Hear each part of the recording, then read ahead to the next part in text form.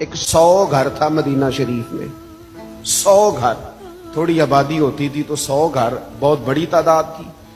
100 گھر کے اندر 2 وقت کھانا بھی جاتا تھا، کپڑوں کا خرچ بھی ملتا تھا ان غرباء کو، اور مدینہ میں محبوب کے شہر نور میں کون دے جاتا تھا پتہ کوئی نہیں۔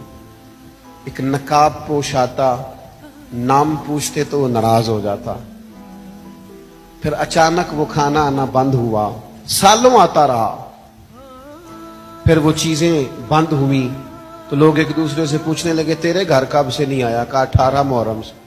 تیرے گھر کب سے نہیں آیا؟ 18 محرم سے۔ تیرے گھر کب سے نہیں آیا؟ 18 محرم سے۔ وہ جب ایک دوسرے کو تفصیلات بتانے لگے تو پھر غرباء نے مل کے کہا پتہ کرو 18 محرم کو مدینہ شہر سے کون رخصت ہوا ہے؟ تو پتہ چلا ہے مدینے والوں نے 18 محرم کو امام زین العابدین کا جنازہ پڑھا ہے۔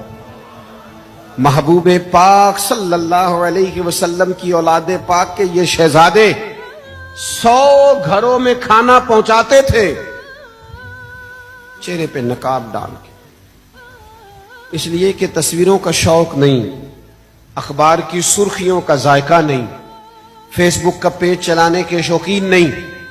یہ لوگ ان ساری چیزوں سے بے نیاز، رب کو راضی کرنا ہے، اللہ کی رضا کے لیے کام کرنا ہے، پیچھے پیچھے رہ کے، پیچھے ہٹ کے، بیک پہ رہ کے، تھوڑا سا دور ہو کے، کسی کو پتہ نہ چل جائے، کسی کو خبر نہ ہو جائے میرا اور میرے رب کا معاملہ۔